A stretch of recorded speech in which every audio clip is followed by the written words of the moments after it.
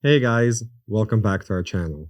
Today, I'm just going to tell you a little story that happened to me personally when I was working in Africa. I think it's a pretty cool story, and the moral of the story is about determination. And especially in today's world, with all of the uncertainty and everything that's going on, I think that determination is becoming a key part of who we are and who we need to be in order to be successful. So stick around and check it out.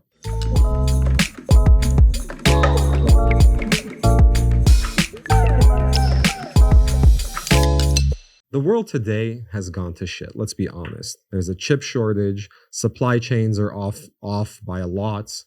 Inflation rate is its highest since like 40 or 50 years. We've never seen anything like it. There's war in the world again. So overall, I mean, it's pretty complicated on how you maneuver and how you be successful in this type of world. If you know 5-6 years back, the key buzzword around the economic sphere and the business sphere was about growth. It was about unicorns. Today, there's a lot of talk about VUCA, what's called VUCA. So VUCA opens up to volatility, uncertainty, complexity, and ambiguity. So today's world is VUCA. Now, here's the awesome thing. How do you break through VUCA? In all of this uncertainty and everything that's happening, how do you be successful? The only way to be successful is pure determination. Blood, sweat, and tears, and pure determination. You have to believe that you can do something in order to be able to do it. Now, here's the cool part. When I was working in Africa a while ago, when I was a consultant, well, Africa is a different animal. The world itself and the African world is quite different.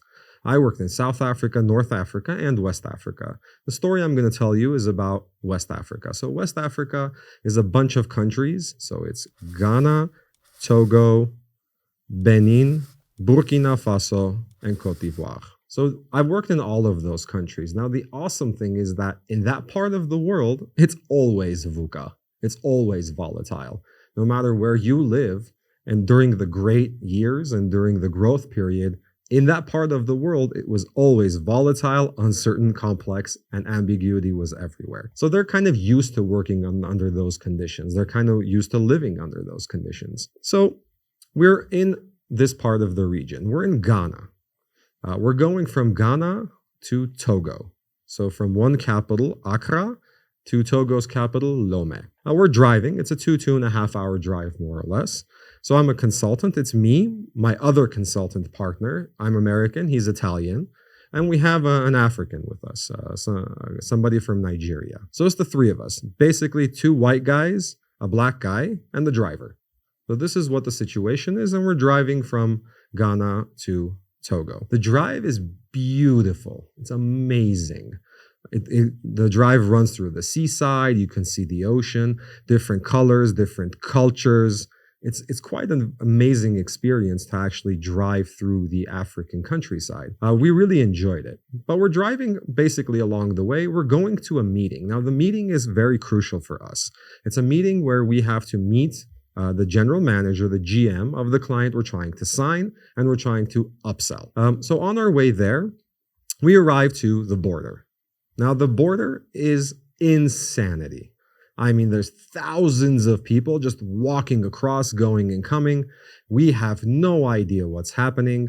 There's no signs. There's no guidance system. We don't know where passport control is. Is there a passport control? Customs, where is customs? It's just chaos at the border. So we get to the border and we're trying to figure out how the hell do we get through. So me and this Italian guy, we're the only ones that are white on the entire border. So understandably, there's people that are kind of looking at us and we're kind of the center of attention on some level because that's not usual that 2 consultants might be crossing that border on land. So we end up trying to figure out who's in charge. We see a guy dressed in an army uniform and he's kind of pointing his fingers and bossing people around and, just saying, go here, go there. We're like, okay, so that's the guy we need to talk to. This is the person that's in charge. He's the one making decisions. So we go to him and, say, hello, my name is Armen. This is Matteo.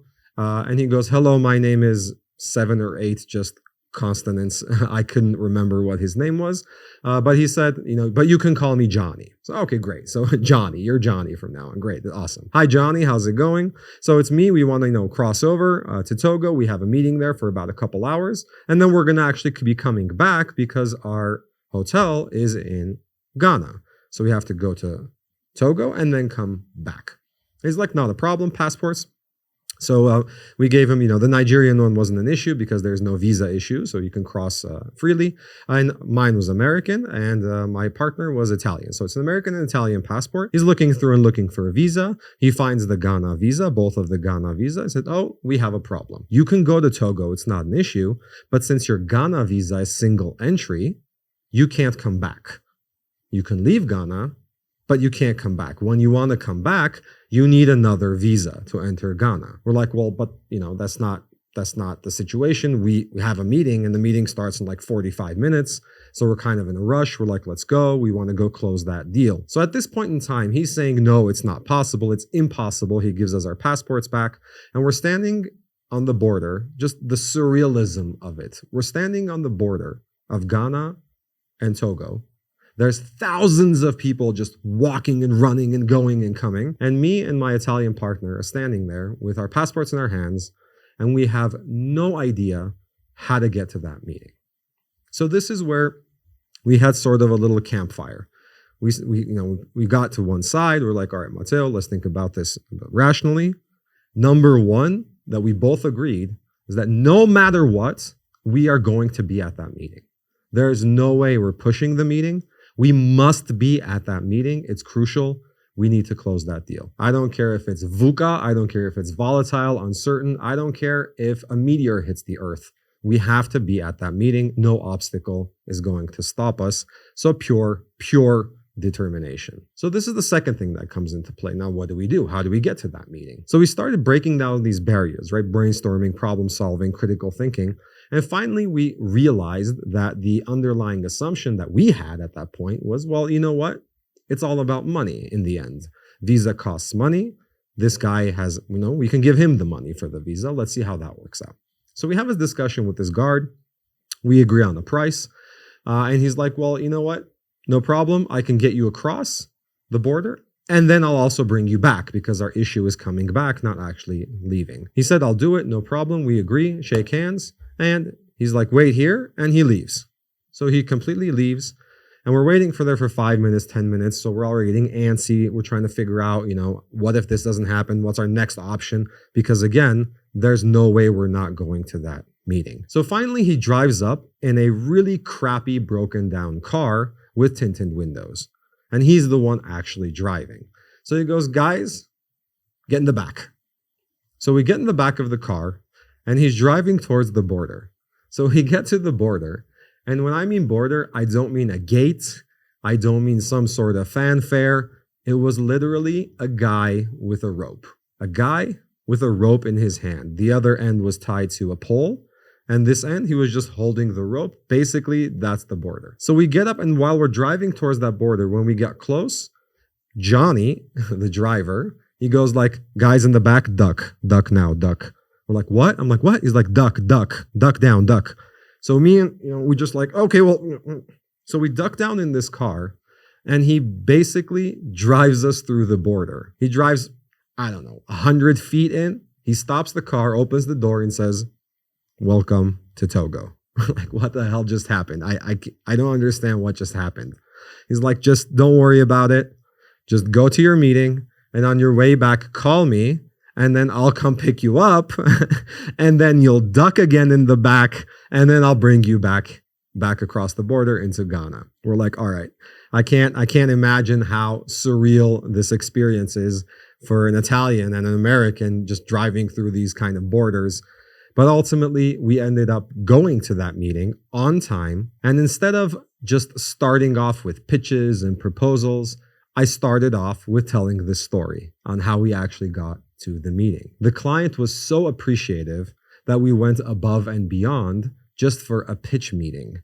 If we went that above and beyond for just a pitch meeting, then there's no doubt that we would go above and beyond for that client in the long run. That client went from being a small 20K account to a multi-million dollar, multi-country account in 2-3 years. And it all started with us being extremely determined to get to that meeting. So today, the world looks a lot like that Ghana-Togo border. It's a lot of craziness. A lot of people are running around. There's no guidance system. You don't know where we're going. We don't know what the future holds. But at the same time, if you don't make your move, if you're not determined to reach a certain destination, you will get lost in that chaos. So just like we did, we stopped, campfired, thought about it, critical thinking, but one thing was certain.